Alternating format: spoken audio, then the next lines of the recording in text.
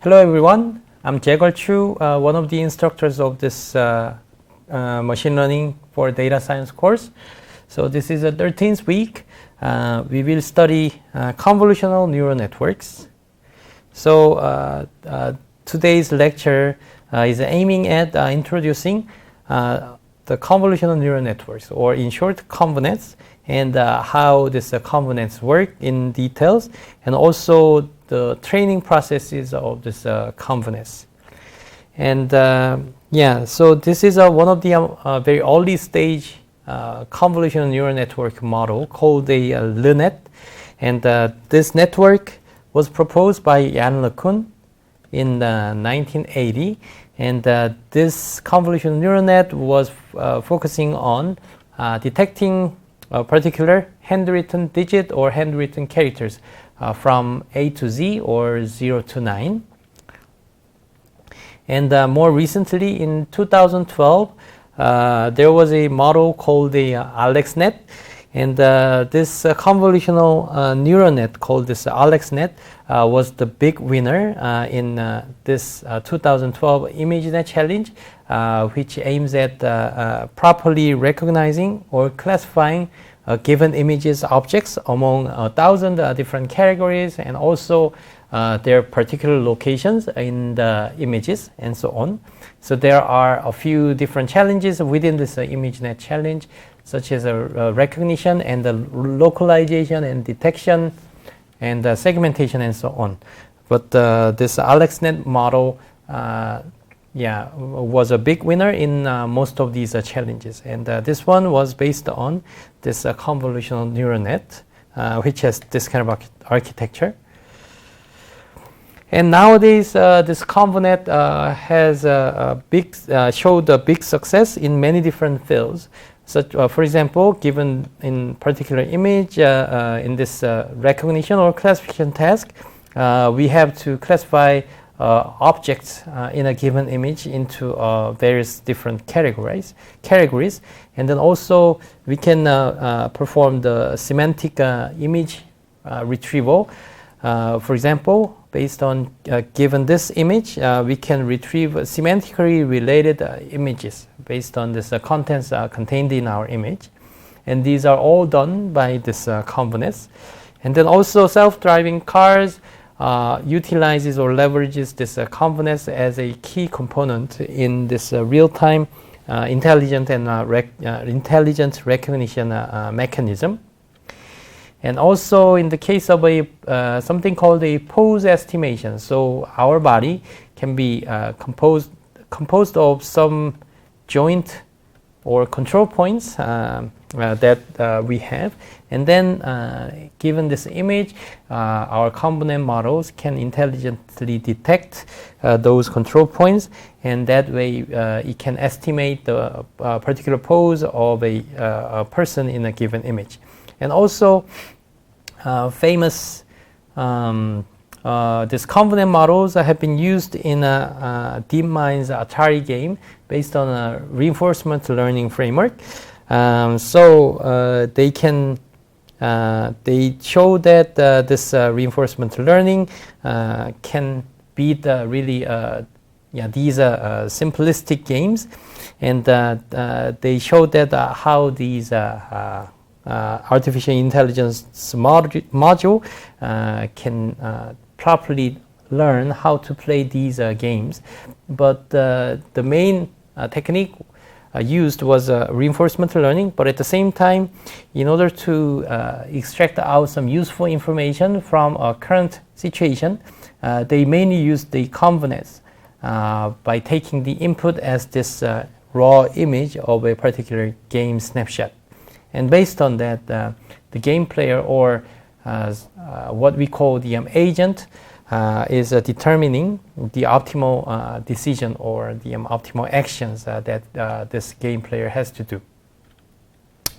And also it was used in the cancer or other disease detections in this medical image data, and also a little bit of complicated handwritten Chinese characters, and also some proper signs or characters in the picture taken in the wild or real world situations. So all of the tasks are properly done by using this convolutional architecture. And also, more interestingly, these image data or computer vision tasks are integrated with the natural language tasks as well. So in this case of image captioning, this task is doing or generating these captions given a particular image. So it generates semantically meaningful text or descriptions given in this particular image by understanding what is going on in this image. And yeah, this is a perfect cases and some cases with some minor errors and maybe a little bit wrong, but somewhat related tasks or related descriptions are created by our convolutional-based artificial intelligence modules. And also, as you might have seen, there is a application called a style transfer. So given our particular image, we also give a style images that we want to apply to our given image. And then following this style of this given image, we can change our images into different styles of an images. So that is called a style transfer, and the main algorithm used in this case was also convolutions.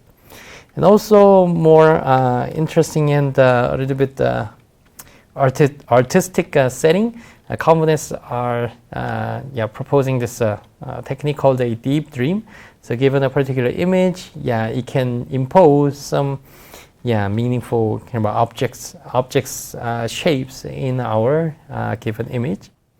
Now let's try to understand how this convolution works.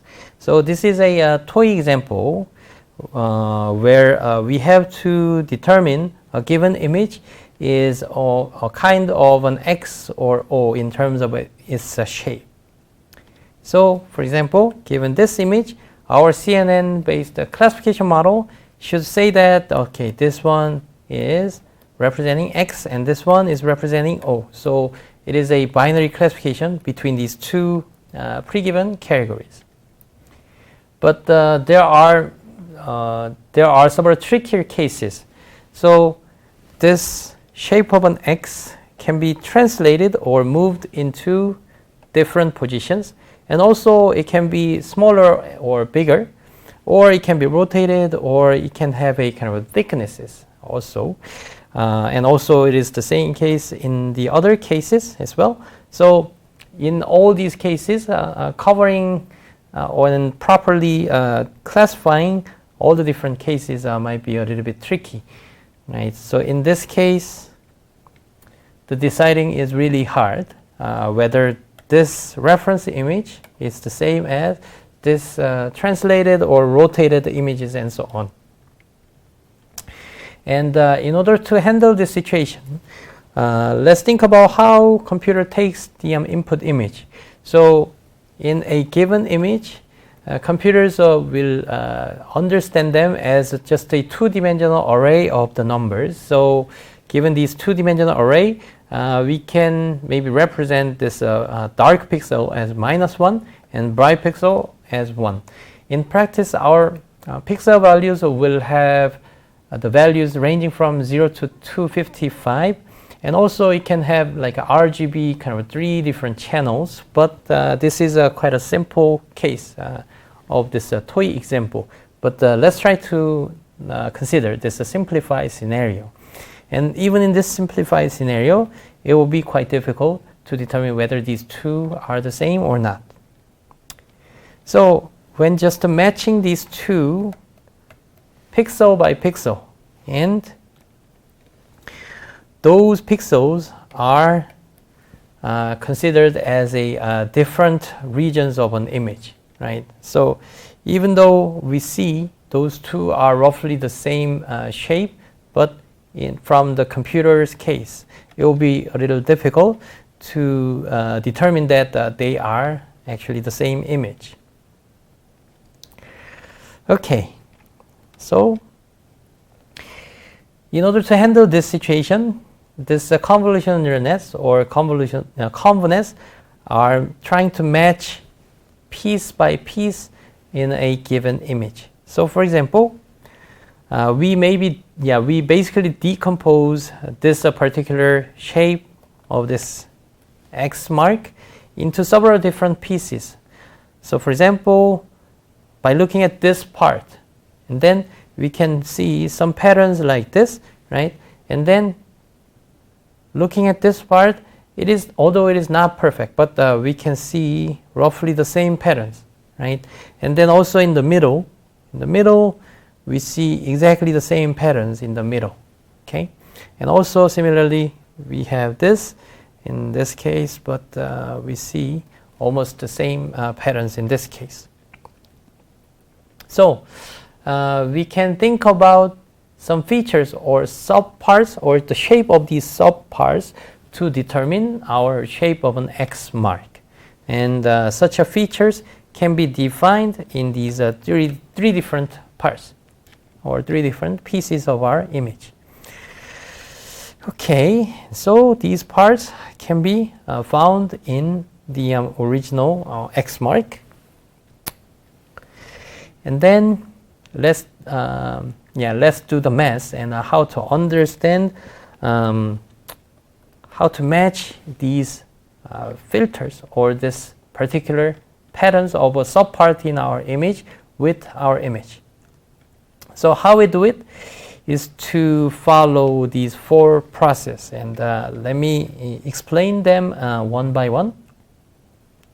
So in order to mathematically determine whether these patterns are found in our image, we just simply apply these filters into this corresponding region, and then we perform this element-wise multiplication. So this was the coefficient or the value defined in our filter, and then this is the region in our given image, and then we just simply multiply these two values, and then this one is the matching score, okay? And then we do the same thing on the next pixel and so on, okay? So that way, if our filter had the coefficient as -1, and then if our image had the exact same value, and then these two values will always produce some positive numbers, right? And so that's how we determine whether each of these pixels in our filter and a given region of our image are matching or not. Okay, we actually compute the inner product or element-wise multiplication between these two numbers. Okay, and then considering all the 9 pixel positions, we are having all positive matching scores, right? And then we can optionally do the average or compute the average on these matching scores. Okay, so we have a 9 pixels overall, and then we have these matching scores, and then we take the average, and then the average score will be 1, which means a 100% or perfect matching kind of degree or matching score. And then we assign this matching score onto this middle pixel position in our image. Okay, and then we can apply this filter to a different position, and let's see how we can compute the matching scores in this case. We do the same thing basically, and then this one is whether this position of the pixel matched or not, but in this case, because it has this kind of shape, but our filter has this edge shape, and so in this pixel and this pixel we see some discrepancy, which will produce the minus value, right? And thus, in this manner, if we compute the overall matching score corresponding to this region by using this filter or this kind of pattern that we defined, and then it will be computed in this manner, and thus the matching score will be 0.55, which means like 55% of the matching score. And thus we can see that this part is not perfectly matching with our pre-given filter. And that way we can assign this score or matching score into this pixel position, which is corresponding to this center pixel in our region that we applied our pixel, our pattern to. Okay, and then similarly, we can apply this filter to every different position in our image. For example, if we apply our filter here, and then we obtain one, and then we move and shift by 1 pixel to the right, and then the matching score is computed in this manner. And if we move another pixel to the right, and then the matching score with this, and then we will obtain this, right? And then also, so this guy is corresponding to this pixel, and this guy, which is the center of this, will correspond to this value. And then what about these values? And these values are placing our filter to here, right? So in this case, we call it as a zero padding, and thus we use this as a center pixel, but for these outside regions of our image, we simply put like 0 values. So that's how we compute these score values corresponding to each different pixels. And if we move and scan this filter to the right, and also we can do the same thing towards the direction to the bottom, and that way we obtain this map of an matching score by using this filter. And this is called a activation map.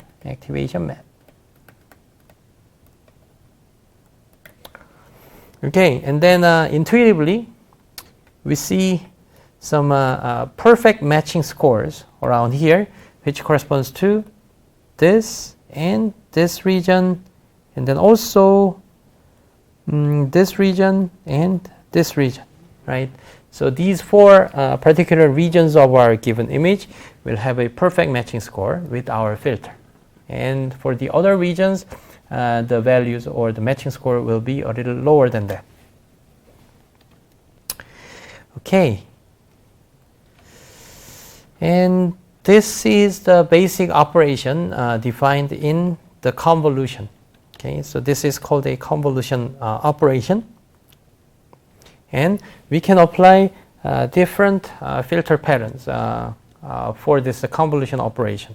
So we saw the example earlier by using this filter and then performing the convolution, and that way we obtain this activation map, and then we have another pattern defined in our second filter having this X mark, and then we can similarly obtain this activation map by using this filter.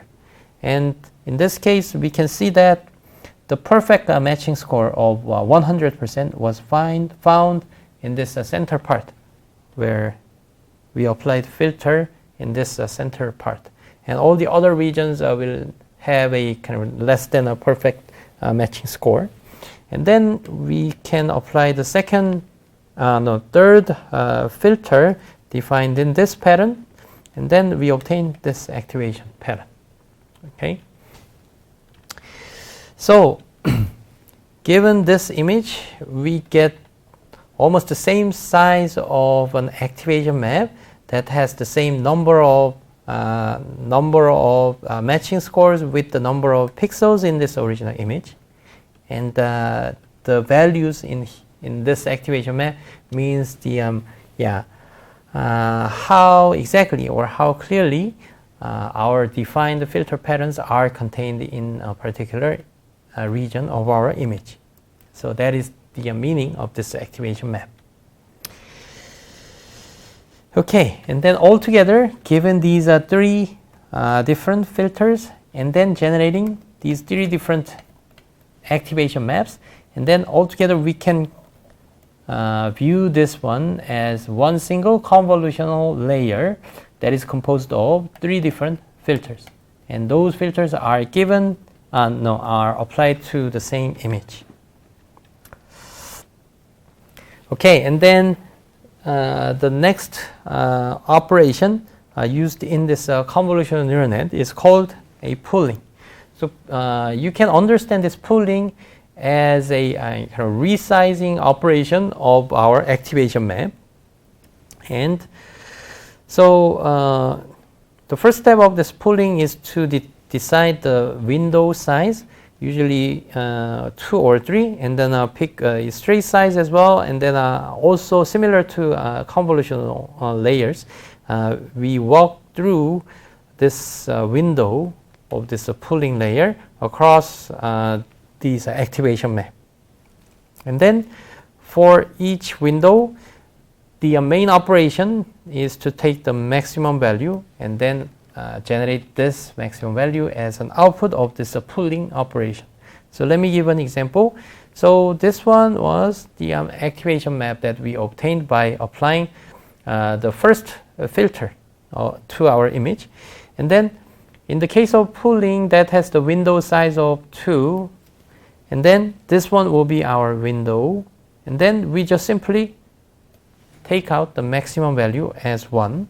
And then, this value will represent this entire window of 2 by 2 activation map values.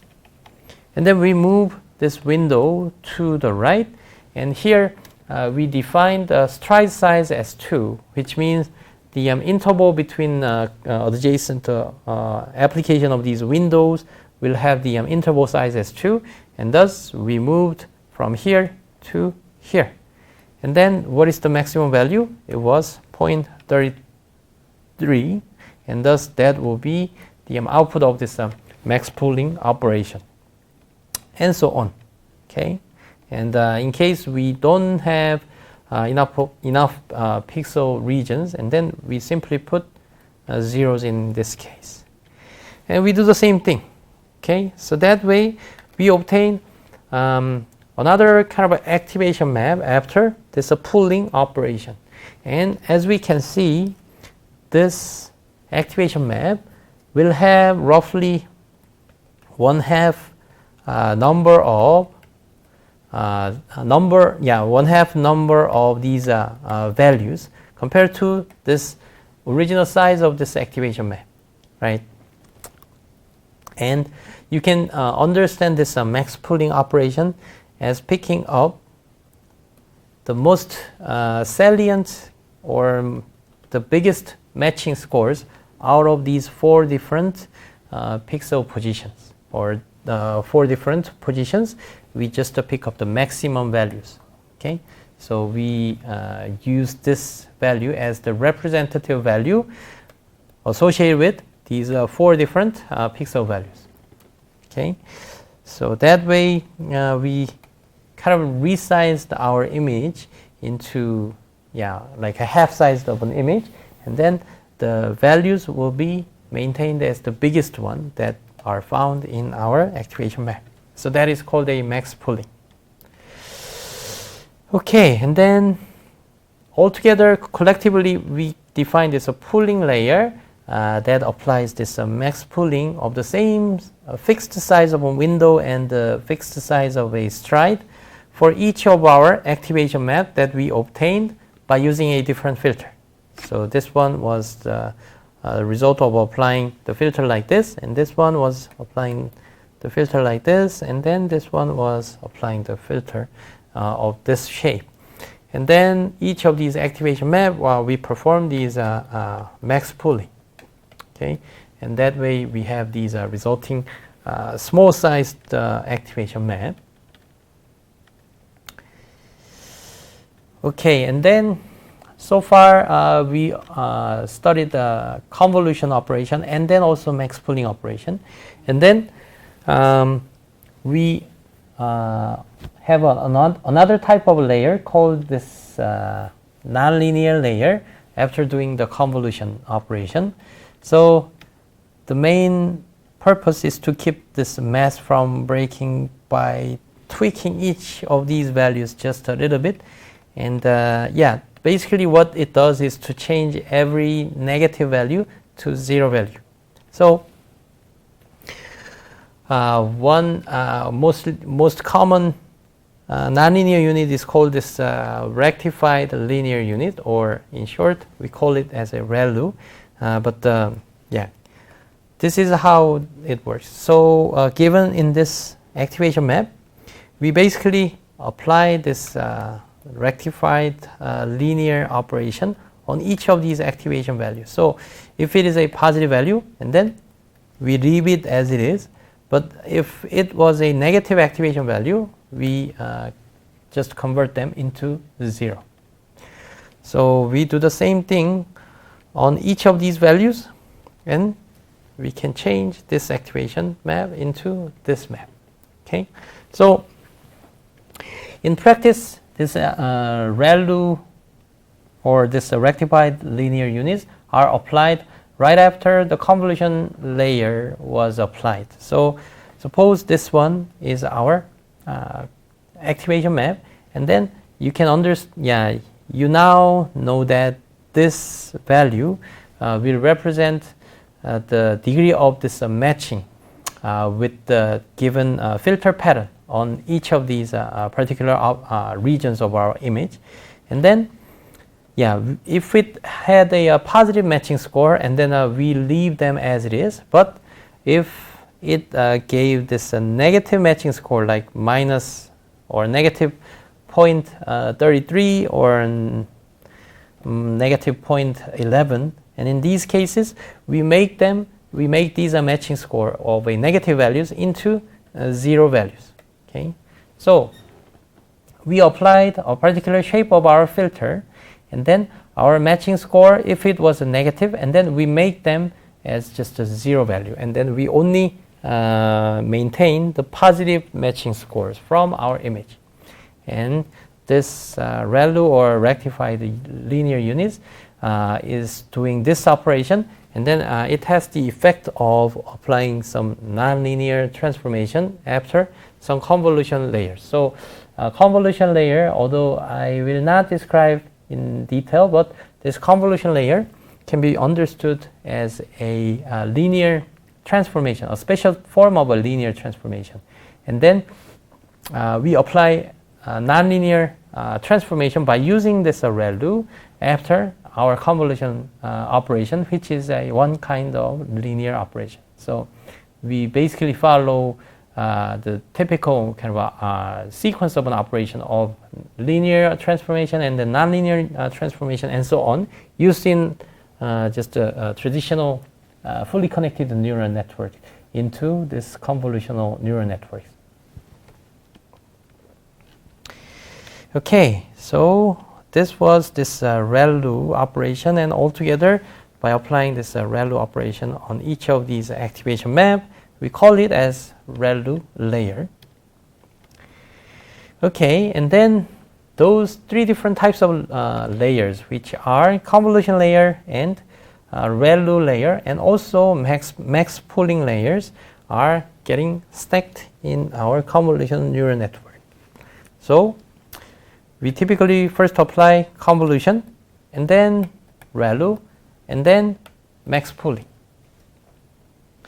And in general, if we stack these layers, we typically perform convolution, and then right after then followed by this ReLU. So you can think of it as a single pair of an operation that is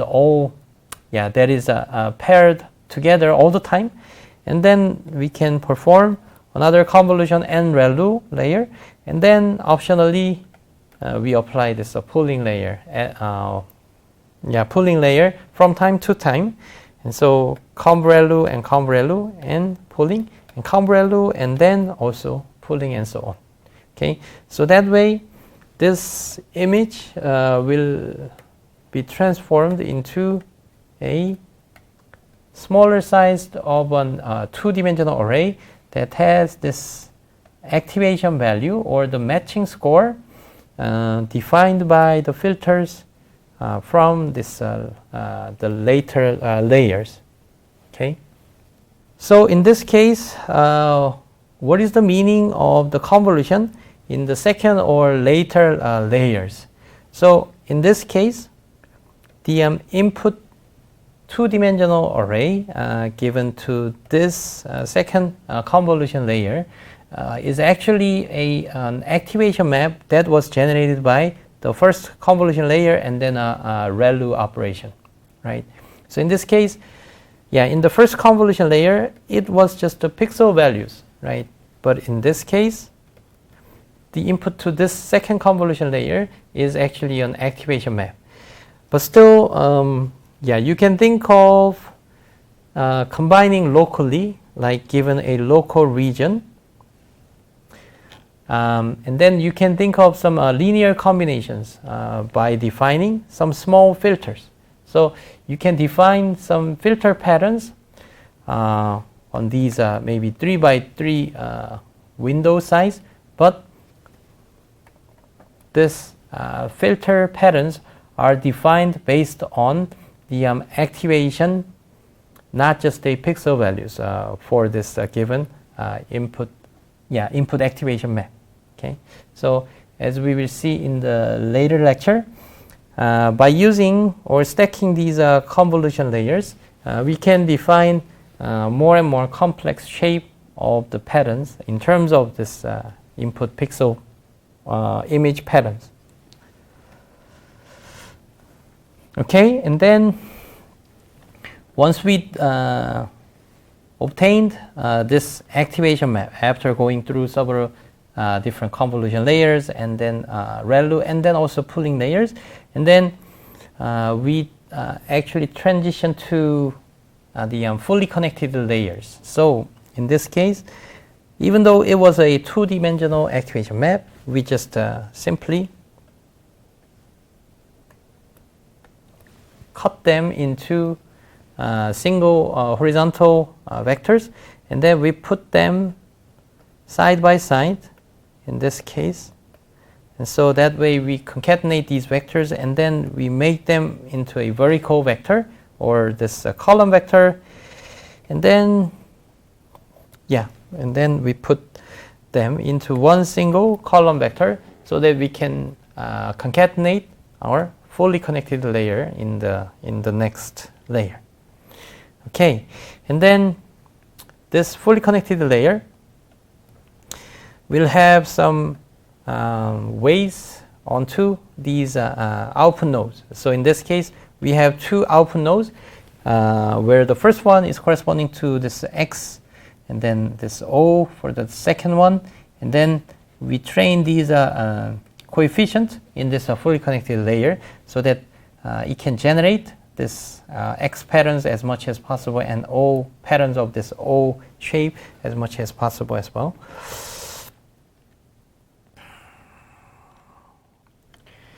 For example, suppose we have this input vector and then going through this fully connected layer and then possibly with some nonlinear transformation by using maybe sigmoid transformation, and then suppose we obtained 0.92 on this node corresponding to this X class and then 0.51 as a final score corresponding to this O-shaped node, and then we will simply choose this image is classified, this image being classified into this X shape. Okay, and then this is how this fully connected layer works. And also we can stack a few fully connected layers instead of just using one single fully connected layer. So this is an example of using 3 different fully connected layers. And then altogether, we can have this convolutional neural network that will classify a given image into these 2 different categories. So we first go through conv-ReLU, and pooling, and then conv-ReLU, and also some pooling. And that way we will have some small sized 2D activation maps, right? And then these are convert it into one single vector by just slicing these matrices into vectors and then concatenating them all into one single vector. And then we stack a few different fully connected layers, and then we finally perform the classification between these two given categories. And let's think about how to train our model, and where do all these magic numbers, for example, all these coefficients that defines our filters, like this pattern or any other patterns, and how do we obtain these filter coefficients? And these are all done by this backpropagation that we studied. And this backpropagation is coming from some error measure that we defined in our final layer. So in this case of given training image, if we generated these two scores, and then the right answer for this image will be this guy, and ideally it should generate the score as 1 and 0, and in this case the actual answer was 0.92. So we have this error, and similarly for this case it generated 51 as the score for this class, but it should be 0, and thus we are seeing this errors of 0.49. Yep, and in total we can define this error measures by incorporating each of these two nodes, and then this error will be backpropagated to train or optimize all the coefficients in this weights in the fully connected layer, and also the filter coefficients that defines our convolution layers. Okay, so this is how this convolutional neural networks are trained, and there are some hyperparameters that we have to define before training our convolutional neural network models. So in the case of convolution layers, we basically have to define the number of filters and also the size of filters. So in previous example, we defined like 3 by 3 window size for our individual filters. So in this case, the filter size was 3 by 3, but we can define some bigger filters like 5 by 5 and so on. And then also in the previous case, we used 3 different filters, like the pattern of this and these, right? But in other cases, we can define more patterns in our filters, so which means different number of filters. And also in the case of pooling layer, although we don't have any trainable parameters in this pooling layer, right? So, but we have to define or determine in advance the window size of maybe 2 by 2 in the previous example, and also the stride size. And in our case, the stride size was 2, and the window size was also 2 by 2. But it can be a little bigger than that, and also this window stride size can be also different numbers. And also, in the case of fully connected layers, the number of layers and the number of neurons should also be defined. So these are the hyperparameters that we have to define beforehand to run this convolutional neural network training and the testing and so on. Okay, and then in terms of the overall architectures, we have to also determine how many of these each type of layers should be defined, and also what kind of orders should we follow in our model. So these are also our design choices of our model. And this convness have been applied in many different areas or data types, not just the images. So any 2D or maybe even 3D types of data can also leverage this convolutional neural net. So for example, like text or speech and the sound data have also leveraged this effectiveness of this convolutional neural networks. So this is out of scope in this class, but if you are interested, and then you can search for the convolutional neural networks with these keywords with the different data types, and then you should be able to see many other resources as well. Okay, so in summary, I introduced what this convolutional neural network is and where this technique have been used in these days, and also we studied how these components work in general and in more detail, and also a little bit of ideas on how to train these components. Okay, thank you very much.